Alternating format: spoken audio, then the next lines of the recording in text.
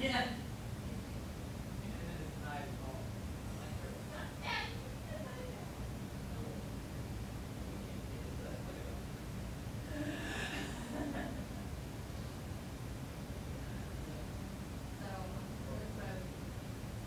I wonder if we're someone who did that, like, if we work on the older versions, or just from the 70, I think, or the like, 70 would work.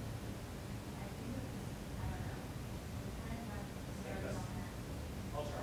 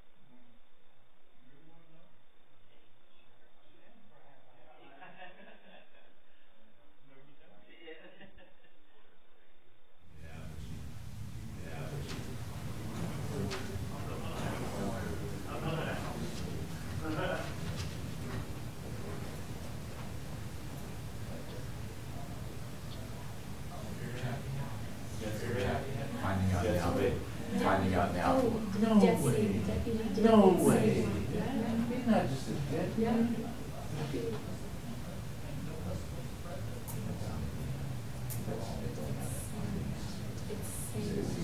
Seymour. Seymour. Seymour. David Seymour. Is that David? Typing. Yeah.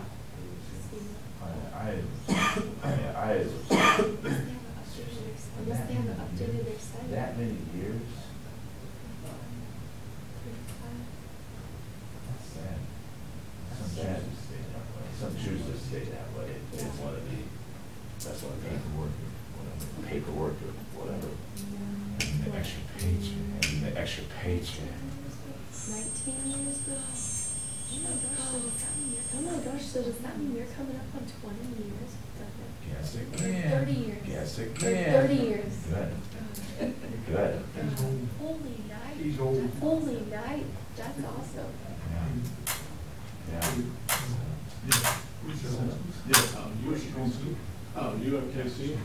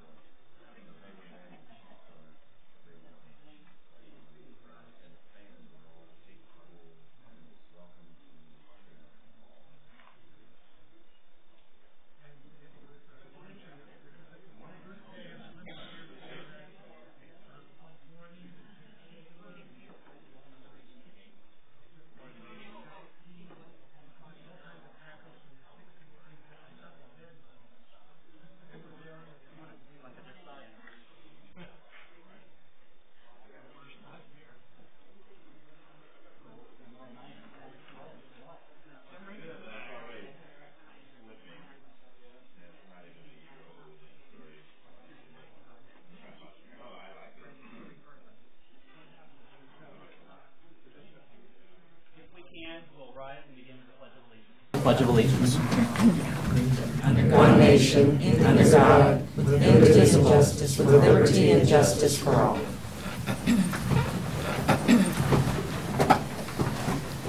Good morning. Welcome to the September 13th, Good morning. Welcome to the September 13th, 2018 meeting for the Shawnee County Board of Commissioners. My name is Kevin Cook. I serve as the chair, and joining me today is Commissioner Shelley Bueller. Good morning. Good morning. Good morning, Commissioner Bob Archer. It's like I've just spent It's like I've just spent the last 9 hours. Having nightmares. We had a long JADO meeting that went from 9:30 last night, and so here we are, right and fresh, ready to go for this time. Madam Clerk, our first First item. item is proclamations, presentation regarding the City of Topeka's Neighborhood Revitalization Plan Program for the years 2019, 2020, and 2021. Bill Fyander, Topeka Planning Department. Good morning. Good morning. Bright-eyed, bushy-tailed. Yes. All right, here we go. We'll get you started here. Thanks for having me back. It's given me some time to present this to you again. I was here about a year ago, just trying to help get this extended one more year until we can catch our health map back. We did that, so we did that. So here we go. As you know, this plan, neighborhood revitalization plan, expires at the end of the year, and so we're going to renew it. Excuse me. We are proposing it for the next 3 years, 2019 through 2020. We've had it around since 1995. We've had it around since 1995. And we were first in the state to do that. We were first in the state to do that. The plan itself has been The plan itself has been updated seven different times, so we've got 7 different all divisions. taxing entities that And have all been taxing entities that had been affected have been participated each time that was approved. Let me just talk about the rebates. This is the core of the incentive, the program. So I always like to want to get in, make sure everybody understands how it works. This is also great to illustrate also how we work with the county appraiser's office and the county clerk's office as well. So the program is all based around property improvements. And if the county appraiser comes back and says your appraised property value increased at least 10% for residential and 20% for commercial, based on the improvements you made, then you return the extra property tax caused by those improvements. And that so that involves the county appraiser's office up top, and then at the bottom, ultimately the rebate comes through the county clerk's office, and they do a fantastic job of keeping track of that stuff. It is amazing. Okay, for those of you who like me, more pictures to illustrate this, I put this in here. You have a building that's worth $250,000. I add on to it the next year and make it worth $350,000. So you have an increment of $100,000. That the taxes on $100,000 is about $3,900. So that's what you're getting the rebate on. You'll get actually a rebate of 95%, not 100%, but 95%. So about $3,700 you would get back on a project that you increase $100,000 because of those improvements. The applications themselves we've averaged about 10 to 20 in the last 10 years. All told, we have about 760 total that have applied over the course of the program. There's a lot of investment going on here, $425 million all told. It is trending up. Our last year was the highest year we have seen for investment. A lot of big projects came in, kind of a bit of a perfect storm for a lot of reasons. But needless to say, it is definitely, we're seeing more investment per project. Okay. Now, what does that mean? Return on investment wise, so for every dollar that gets rebated, there was 10 invested. So that's why I showed you the previous slide. A pretty good return on your investment. Okay. Just checking something here. Okay. What does that mean to you? So as I said, this is tax revenue that you aren't realizing right now. So when the project is done, the rebates when the rebates are done, then you would realize that tax revenue back on the tax rolls that you hadn't had before. So that's what we call additional tax revenue. So when we go back and calculate that, for all taxing entities, it's about 19 million since 2006. Why 2006? That's the first 10-year period of projects that came off the NRP and back onto the tax rolls when we started in 96, thereabouts. And so in 2006, you started keeping the new tax revenue instead of rebating it. So for Shawnee County, just your portion of that is about 5.7 million of new tax revenue you otherwise did not have from 06 to 16. And then we also can project what is in the next 10 years by the projects that are on the books right now. So we would project your portion will be about 10 million over to 2026 of new tax revenue you otherwise do not have. Okay, and one other, sorry, forgot to mention, these are targeted rebates. So the investment, and this we show this because we're trying to encourage investment in our most investment challenged areas. We call those intensive care and at-risk neighborhoods. 75% of the investment has gone back into those neighborhoods. We've also been fortunate to have almost 600 new units, housing units, created by the program. And downtown and historic are also benefiting tremendously from that targeting. Okay, there's three components of the NRP. I've already talked a little bit about the rebates, although I'll show that to you real quickly one more time because we have a change that we're proposing. The area, we'll talk about the area, and then it's the but-for test, and then we'll close it up. As I mentioned about the standard rebate, you get a 95% rebate for the first 5 years, and then 50% for the second 5 years. As you go down there, you can see we have an additional rebate. These are a little more sweetened rebate offers, if you will. You would get a 95% for the full 10 years if one of three things would take place. One, it's being located in our most seriously distressed areas, which are intensive care, if you're in a historic area or a historic property.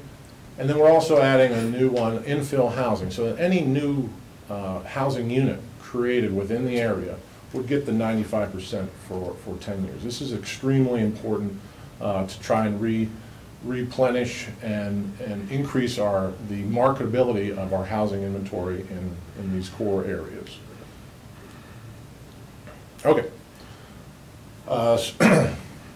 Speaking of the area, again, as I said, targets at-risk intensive care.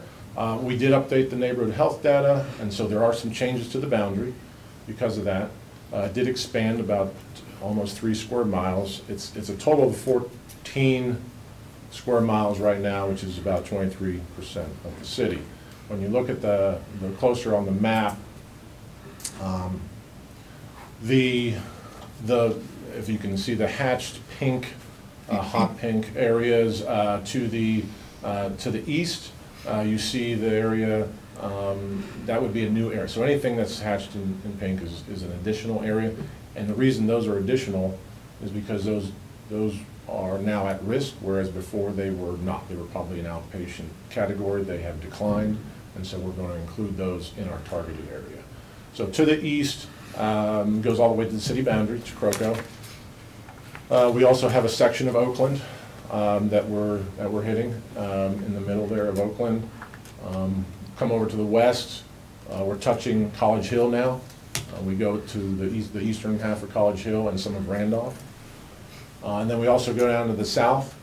There was an area between 45th and 53rd that has now been included as it was designated at risk. We went ahead and included the Topeka Boulevard corridor as well. That connects from 43rd to, or from 45th to 37th. So any property touching that corridor would be eligible as well as a gateway into the city. We are also including some outlying subdivisions that were part of the program when they first got created. They've been left off in the past couple renditions. They're not completed, so we are pushed to include infill housing. That seemed to align with those goals. So Southern Hills, down south, we have Drake's Farm up north, which has a couple lots left, and Calvin subdivision out southeast, which has a few lots left. So not a lot of lots, but enough that we want to be able to complete those as they were intended to. This just gives you some more data as to why it's so important for this area to be targeted as 2.5% poverty rate versus the in our area. 72% of all unsafe and boarded structures are in this area. And then we also have, well, half of the city's vacant parcels are in this area, as well as it only has 1/3 the average residential property values as the in our area. Okay. Last, we'll talk about Bud 4 real quickly. So obviously we're targeting deteriorated areas. So the Bud 4 test, would improvements happen but for this program, but for these incentives? That's sort of that's our assumption going into this, but we have to enforce that assumption. To do that, you target the most deteriorated areas, as we're trying to do. We also will limit the application so that you have a deadline of when you apply. So you're not coming back, actually, you're not doing the project and coming back to us asking for the rebate. You need to know about it, and you need to show that it's important to do your project before you start your project, basically. And then there's significant investment thresholds. So you won't qualify if you do just normal maintenance. You put a new roof on, new windows, paint. Those are things you probably should be doing, and so that's not going to qualify. It's not going to increase the appraised value, and it won't increase it enough. So usually you're adding on square footage, or it's a significant renovation, such as a historic building. So you really have to climb the ladder a little bit. These are not maintenance type projects that would qualify for the tax rebate. Sample of projects. Again, this covers the gamut from large buildings such as the Cap Fed building downtown, that renovation. We've done a couple historic projects, North Topeka, Curtis Junior High, Jackson Street Lofts downtown, and then all the way down to a single-family house, infill single-family house. So really runs the gamut of scale and scope. So our next steps, really this summer we were meeting with all taxing entities to try and present this information, collect any comments and any feedback. We'll take it back to our governing body, the City of Topeka, hold a public hearing in the fall, which we've tentatively scheduled now for October 23rd, because we're trying to meet that deadline by the end of the year. And then I'm fairly confident they will adopt a plan, which you will then have the opportunity to participate in through an interlocal agreement, which is more of an actionable item for you. Today's there's no action, just presentation and information. So with that, I think I'm done trying to get out all I have to get out. So if there's any questions I can help with, I'd be glad to. Bill, over the 23 years that we've had the program, annually the program costs Shawnee County over $950,000. That's money that we pay back to the taxpayers. With the expansion, I would anticipate that will be well over $1 million that we pay back to the taxpayers and costing Shawnee County. And how do we measure the outcomes? How do we make sure that we're really getting that return of the investment over that 10-year period? When we do economic development, we have economic models that we look at through the Greater Topeka Partnership or other entities. So how are we doing our measured outcomes? Our measured outcomes are or probably two things. One is, are we seeing a project in an area of need? So that can be measured by the areas they are happening in, and that's where we're targeting them. The second measure would be, what is the again, that return on investment. What is the investment of private dollars for every dollar that's being rebated by the taxing entities? So right now, we're anywhere from $9 to $10 per rebated dollar. So again, the measurement would be property values that are going up, and whether or not those projects are happening in areas of high need, and it is really a streamlined program that anybody can take advantage of, from a homeowner, small business, to a sophisticated developer. Are we going back, I know you listed for us the 2006 to 2016 amounts, so if Director Cole was to participate in the program, just picking on him for sitting in the front row, but if he was to participate in the program, are you actually going back and looking at the Shawnee County appraised value to see if it in fact did increase in value by that amount that you projected? Commissioner Cook, what we are doing is we're taking the increment that we already know that they've caused. Like he did something that caused an increase in his property value. So it's that increment times 10. And that's how we're coming. So it's if nothing else, it's a conservative figure, because we are not accounting for any inflation or increase in valuation because of the market conditions that he may have done such a project that now it has brought up the area around it. So we don't take that into account. So it's a conservative, just what is your increment that you caused times 10, and that's how we come up with that figure. So good job. Commissioners, questions you might have? Commissioner Archer? Well, I support this program. I did when I was on city council and still do. But I am kind of disappointed that we're adding areas that are at risk instead of taking areas off the at risk. Can you tell the public a little bit about that and what's happening? Sure.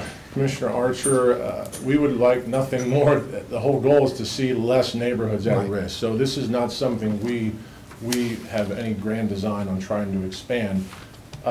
What has happened is when we measure the neighborhood health, we look at 5 factors. We look at property values, crime, poverty, the homeownership rate, as well as the condition of housing. It's really very residential housing-based type of factors. And unfortunately, some areas did tip the other way. Some actually, our overall neighborhood health actually improved in the last 3 years. The areas that we included did not, but they were very close.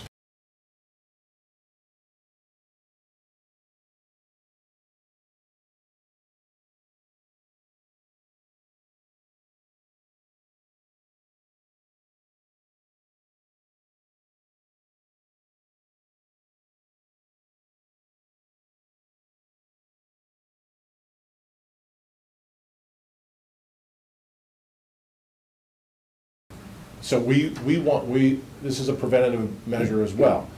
They aren't too far gone yet, those areas that we just included. So we are hoping to catch and stimulate some investment in there so that they don't keep going that way.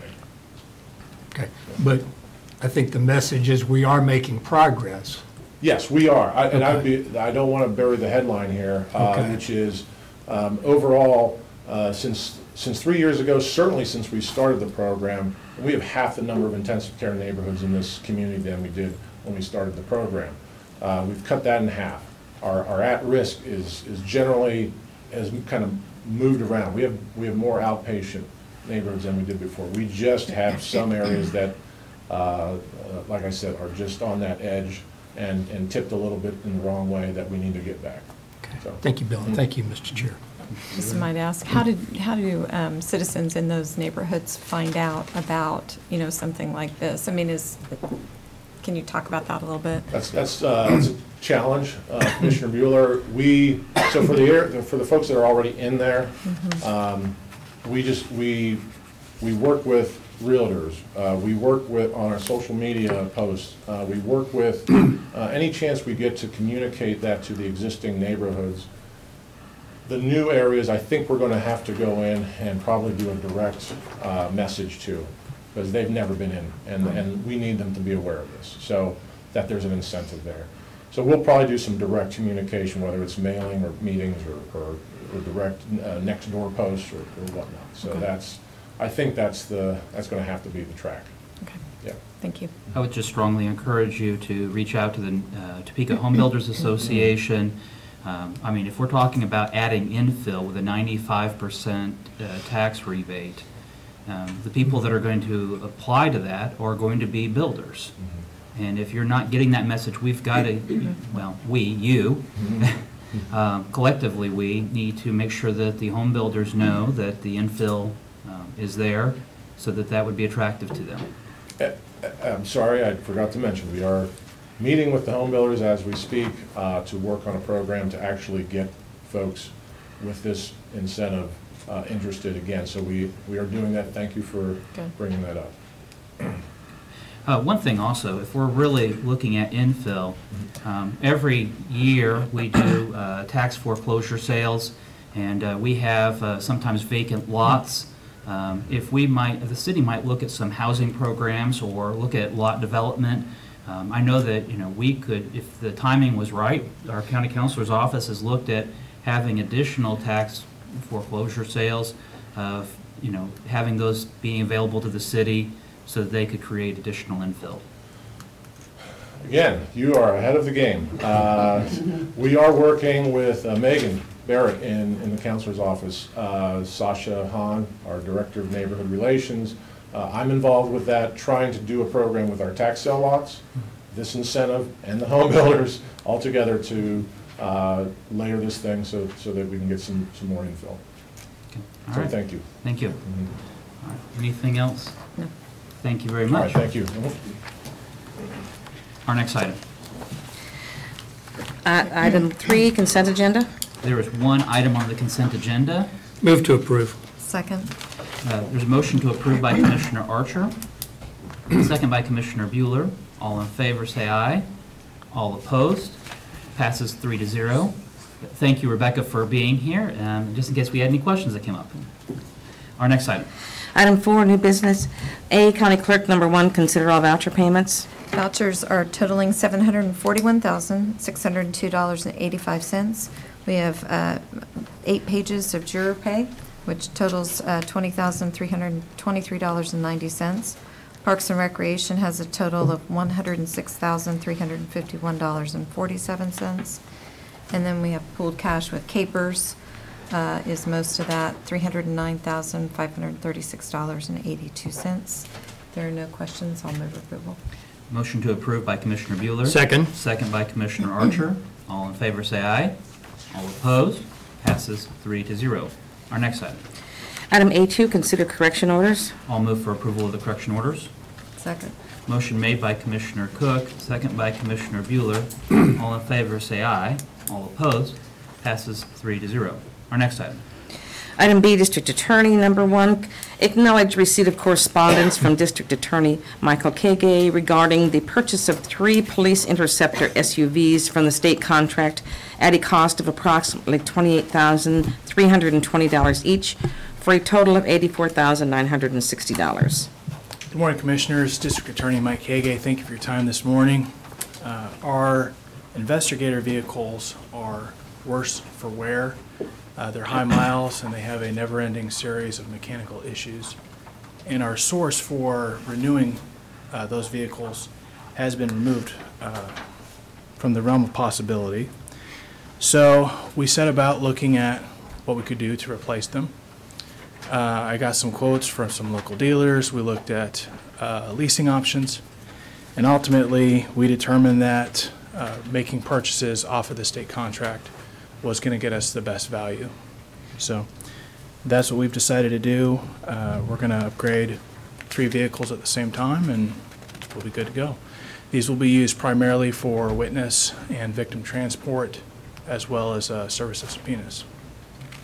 I know in the past we've been able to utilize sheriff's vehicles as they come offline, And the sheriff's office is now trading back in their vehicles, and so that we don't have that stock available to us. And so just to kind of let the public know, that's what's kind of triggered where we're at, where we didn't have this in the past. That's correct. I know that this is also spilled over into Department of Corrections, Parks and Recreation, several departments that were using or utilizing sheriff's vehicles as they came offline from the use with the sheriff's office, and we just don't have that available to us. So, Unfortunately, no. So, any questions for the district attorney? I'll move to acknowledge receipt of the correspondence. I'll second, but just to clarify, this is coming out of your district attorney budget, correct? it is. Okay. Yes, ma'am. So motion made by Commissioner Archer, second by Commissioner Bueller. All in favor say aye. All opposed? Passes 3-0. Thank you very much. Thank you. Our next item. Item C, corrections, number 1, consider approval of request to advertise and fill one vacant account clerk 2 position at a salary including benefits of $41,783.60. Good morning, Commissioners. Brian Cole, Shawnee County Department of Corrections. This is a request to advertise and to fill one vacant position, clerical position, account clerk 2 position in our records unit due to a resignation. This is not a new position. This is one that's already been approved and budgeted for both this year and next year. And you know, we have to have the staff in there vital for the counting of the inmate accounts and all the money for bonds and through the courts, just things like this. So this is a mission critical position that we have in our records area, and I'd be happy to answer any questions you may have. Any questions for Director Cole? I'll move for approval. Second. Motion made by Commissioner Cook, second by Commissioner Bueller. All in favor say aye. All opposed? Passes 3-0. Thank you. Our next item. Item D, facilities maintenance. Number 1, consider authorization and execution of the following trade service contracts being renewed for 1 year. A, contract C-277-2018 for painting. B, contract C-278-2018 for electrical. C, contract C-279-2018 for mechanical and plumbing. And D, contract C-280-2018 for trenching. Good morning, Commissioners. Bill Kroll, Facilities Maintenance Director. Last year, we entered into a trade services agreements with these 4 companies: Wilson Painting, Torgerson Electric, Torgerson Trenching, and Central Mechanical for the services just described. All 4 of the companies have agreed to continue pricing at the 2017 levels through the 2019 time period, and I think it's a pretty good deal for us. To visit with the other departments, Parks and Rec and Corrections are all in favor of moving forward with this, so I'll answer any questions if you have them. While we're renewing this year, I would probably anticipate us going out for an RFP next year. Yeah. Just to kind of get that, again, market and see what is available. So, Yep. is there any questions regarding the renewal? Move approval. Motion for approval by the Commissioner Bueller. Second. Second by Commissioner Archer. All in favor say aye. All opposed? Passes 3-0. Our next item. Item D2, consider approval of request to utilize contingency funding to finance 4 items for the Manor Conference Center in a total amount of $4,088.11 as follows. A, replacement of 2 commercial kitchen faucets at a cost of $766.59. B, replacement of the domestic hot water circulating pump in the kitchen at a cost of $1,350. C, repairs for the air handling unit in the Pioneer Room at a cost of $624.88. And D, replacement of a broken wall mount toilet in the main men's room adjacent to the Sunflower Ballroom at a cost of $1,346.64. Good morning, Commissioners. Bill Kroll, Facilities Maintenance Director. These 4 items were actually ordered by the staff at the Capitol Plaza Hotel, unbeknownst to me on a couple of them, and don't have money in my budget to handle it, so I'm asking for contingency funding to deal with these issues. Bill, were these items, I mean, did you have any oversight on them or any scope of control over the? Just one of them, and that was on the air handling unit on the Pioneer Room when they said they couldn't get it to start. I said, well, go ahead and call Samco. The other 3 items, the invoices just showed up in my mailbox. And I have visited with the hotel about it and said, you know, I'd sure like a chance to go over there and at least look at some of these things first before you just pick up the phone and call Samco. And I know the counselor's working on the new contract with the hotel so that we can get some of these items addressed contractually with the hotel going forward. Because it's pretty frustrating. That doesn't seem to be a very good way for us as a taxpayers to do our business.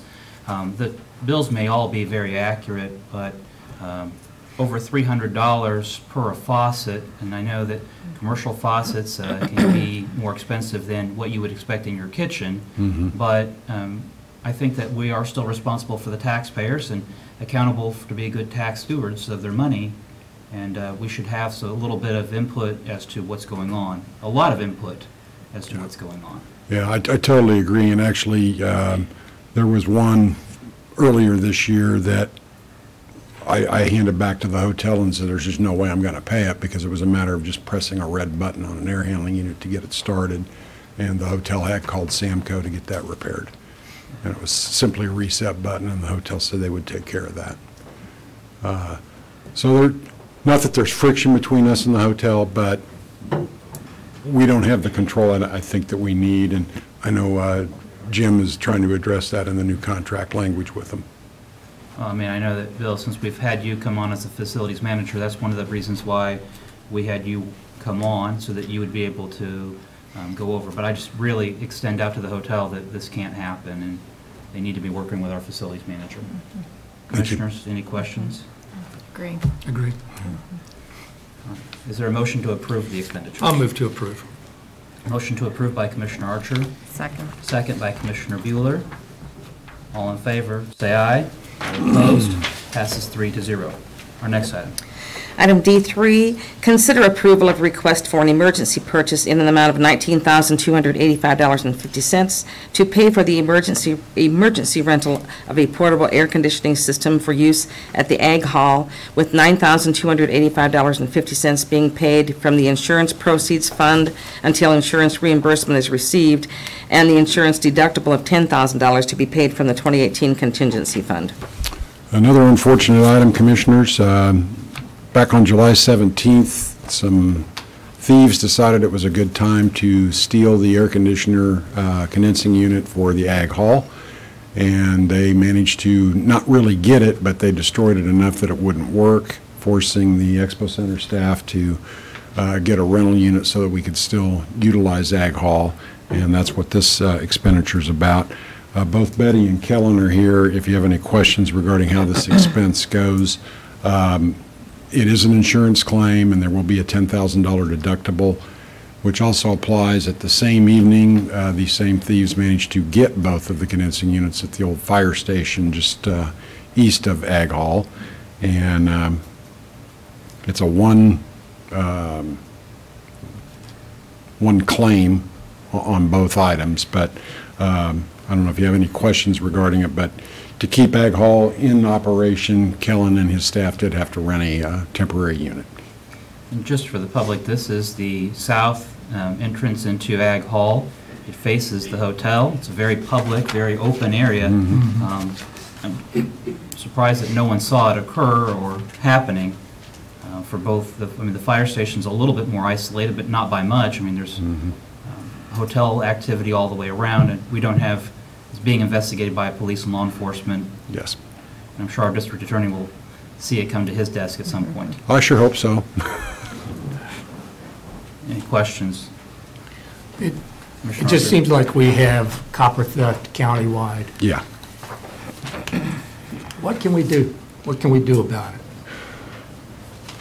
Well, I wish I knew. One of the things that a lot of companies are doing now is printing, even if it is copper on the condenser coils, no copper in this coil, aluminum only, which some of the thieves actually can read, and they'll go, oh, well, I'll move on to something else.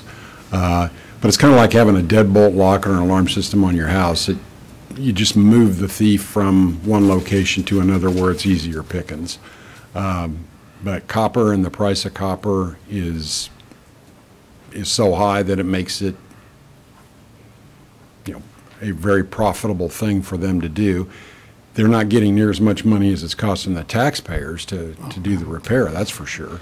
And a very unfortunate thing. But you can also get cages and things and mount them over your condensing units. They're not cheap, but they're cheaper than your air conditioning unit. The one at Ag Hall was actually kind of behind a wall and a gated fence, and they managed to get through the locks and things.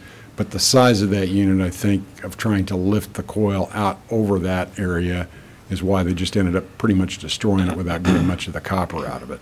But in the process of trying to get it out of there, they ruined the unit. I mean, if you look at it, I mean, this has cost the taxpayers over almost $30,000. Mm-hmm. At least $10,000 in our deductible, Mm-hmm. of which you got maybe a couple $100.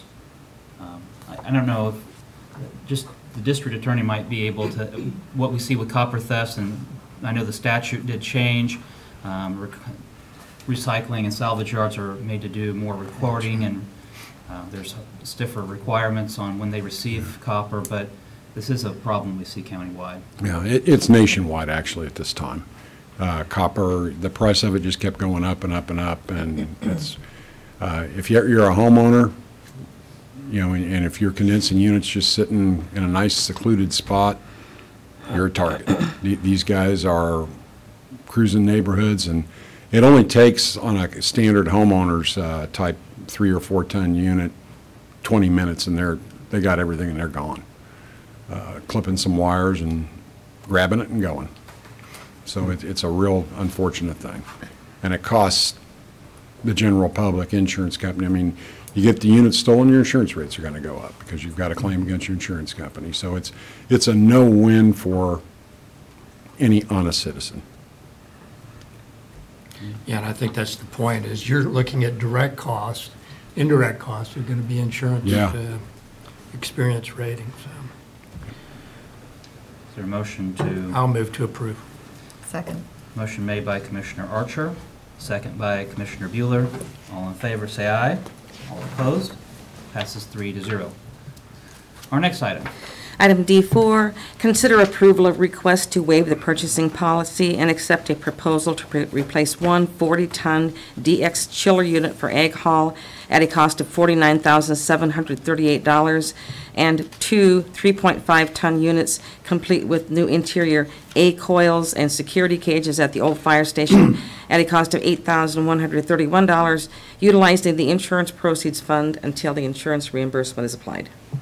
This one ties into the last one. This is actually the replacement units for those locations. The old fire station will have security cages mounted over those condensers. Given enough time, a thief can still fight their way through those, but we intend to put some additional lighting on the back of the fire station for that.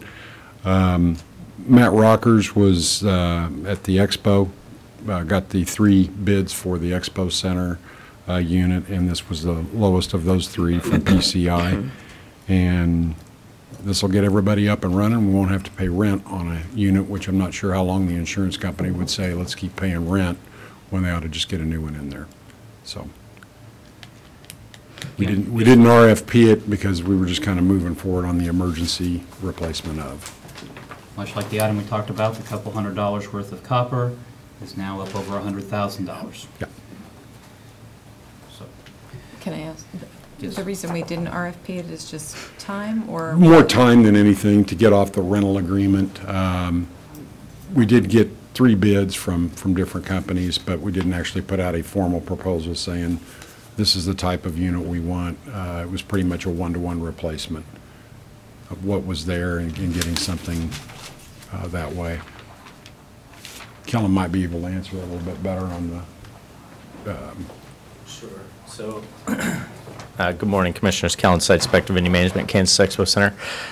The unfortunate situation of the events did happen in mid-July, which the production of those events is continuing every weekend in Ag Hall, so we did have to get that rental unit. The reason that we tried to collect the 3 bids as quickly as possible is because what Bill said, the rental unit is a monthly agreement, so we're trying to get replacement of that permanent unit in as quickly as possible, as to not continuing to pay or having the insurance continue to pay for that rental unit as much as possible. So. Okay. It's just, I just think we could have followed an RFP, probably, and with us meeting twice. Yeah, by the a time, week, in retrospect, we probably could have gone the RFP route, but. Yeah, I mean, you got the 3 bids, but yeah. still, notice wasn't given, so, all right. Things end up slowing down when you think you're moving fast sometimes, and it's already September, so. Yeah, Yeah. it happened in July, okay. Any other questions? No. Is there a motion? I'll move for approval. Second. Motion made by Commissioner Cook, second by Commissioner Bueller. All in favor, say aye. All opposed? Thank you. Passes 3-0. Our next item. I hope I never have to come to you with these kind of things again. I hope so too. So do we.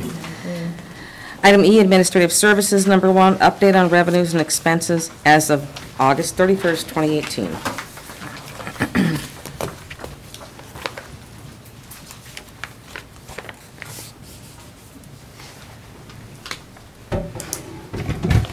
Good morning, Betty Greiner, Director of Administrative Services. I'm here today with our financial overview as of August 31st, 2018.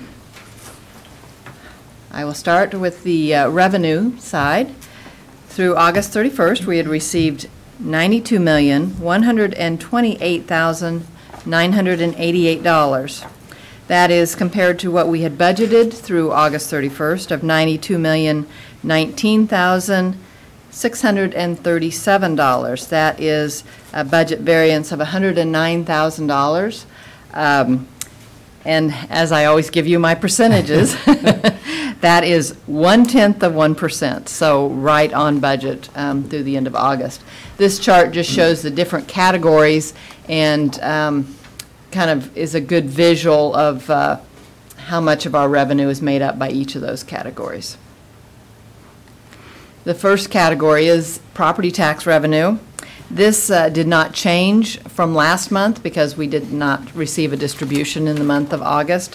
So we have received $75,055,222. The next category is other tax revenue. We've received $9,142,943. That is $76,000 over what we had budgeted for that time frame. This did change just slightly from last month. It went, the variance went down $8,000 because the franchise tax came in a little bit lower than we had expected. The next category is property-related fees. We've received $1,177,087. That is $97,000 over budgeted. This did go down slightly also this month. The variance went down slightly by $2,000. Next is charges for services. We've received $3,293,872. That is $342,000 under what we had budgeted. That is all attributable to Parks and Recreation. And our last category is other revenue. We've received $3,459,864. That is $670,000 over what we had budgeted, and that's attributable mainly to 2 categories. Penalties and interest is up over what we had budgeted, and then also the investment income. Here's our pie chart that shows 81% of our revenue has come from property taxes. Other taxes is 10%, property-related fees of 1%, charges for services of 4%, and then other revenue of 4%. Are there any questions on the revenues before I go on? Okay. We will go on to the expenditure side.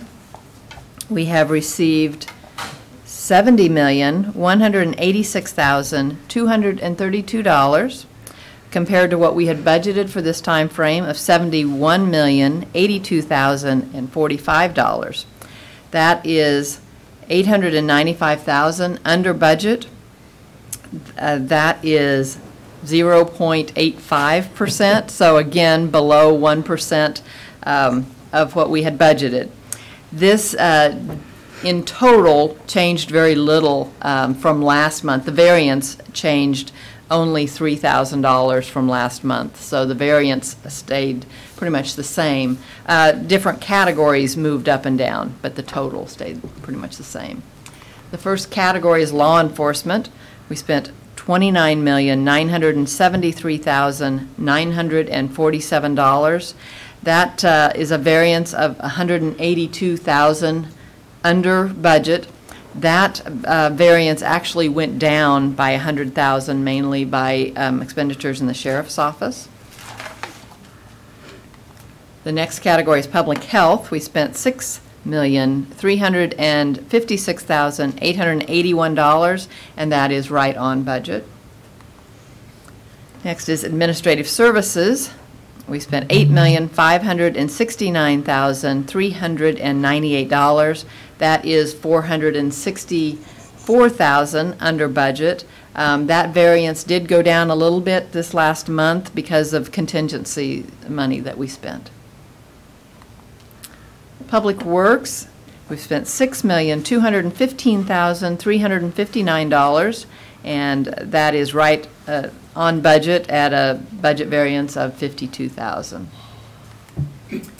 Parks, Recreation, and Expo, we've spent $10,366,996.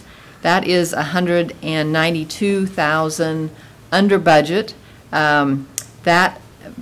That variance actually went up this month by $182,000 with Parks and Rec. And our last category is debt service.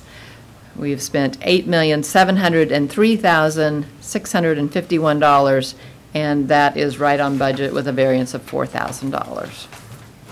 And this does include all of our debt service for the year now.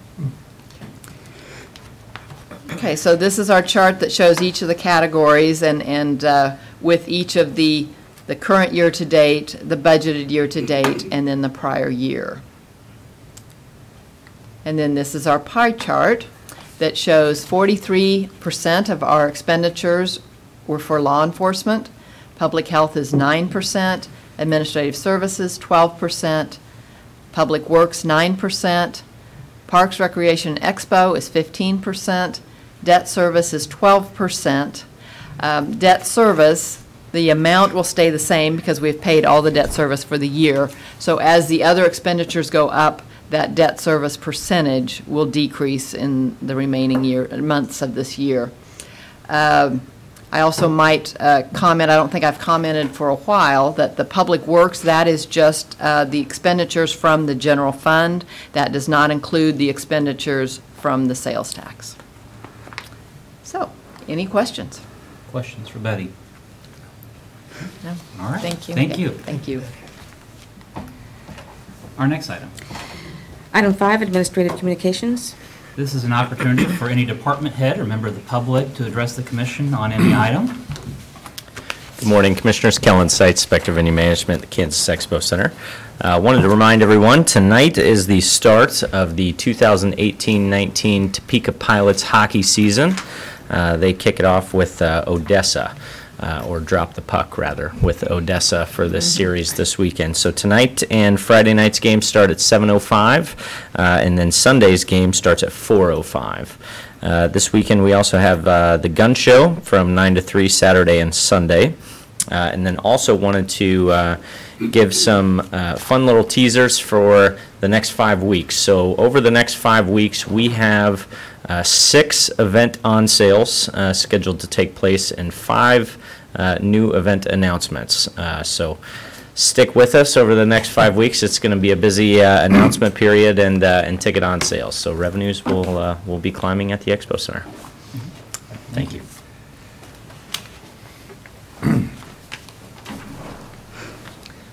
Good morning, Commissioners. Darlene Streeter, Parks and Rec. We had a program last month called Planets in the Park that was a great success. We had over 200 participants on the Gage Park accessible field to use the telescopes provided by Brenda Culbertson, a NASA ambassador. And so we are holding that program again this Saturday, again on the Gage Park accessible field from 7 to 9 p.m. So everybody can come out, take a look at the planets, enjoy the weather in our beautiful park. And again, the location? The Gage Park accessible field. Okay, thank you. Thank you.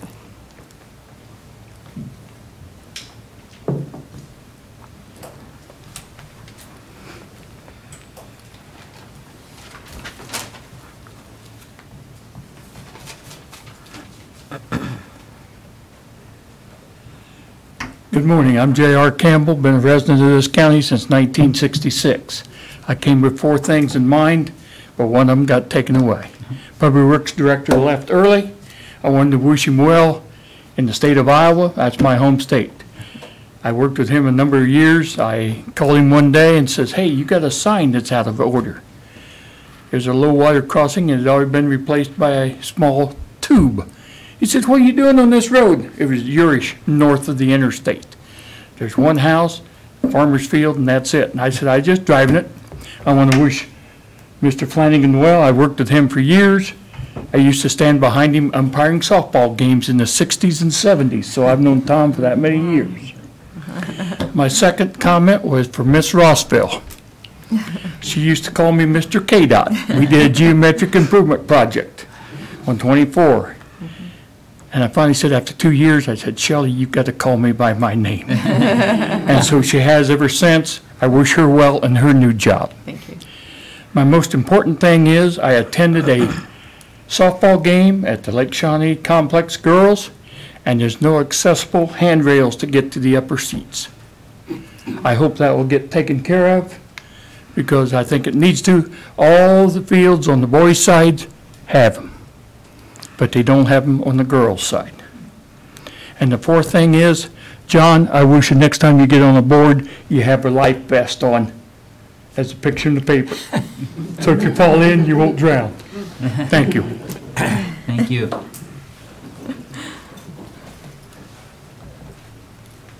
Any other administrative or communications this morning?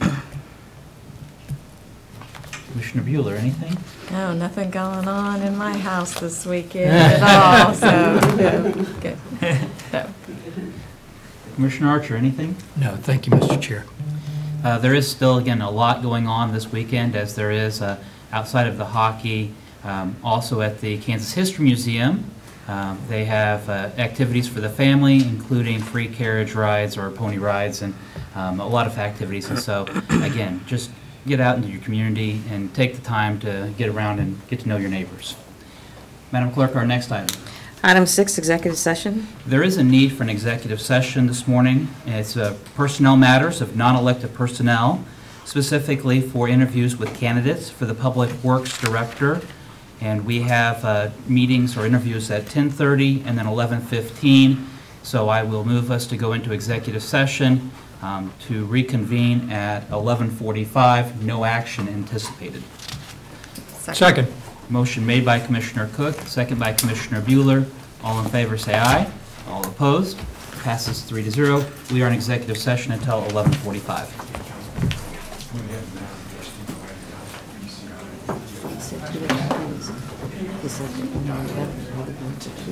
Yeah.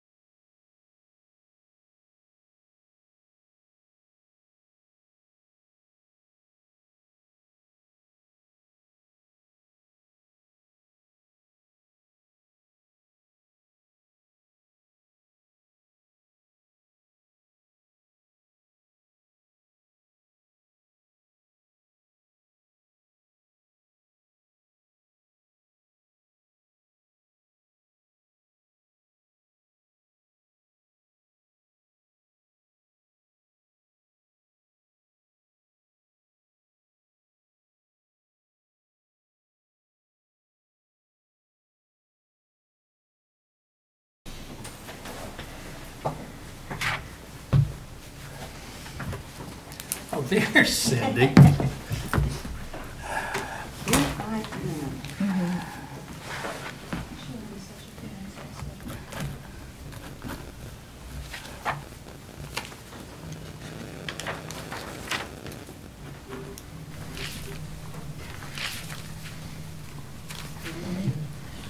We are back from executive session. We are No back action from executive taken. session, We are no adjourned. action taken. We are adjourned. Just Is it all for me? Are they all for me? Okay. Good.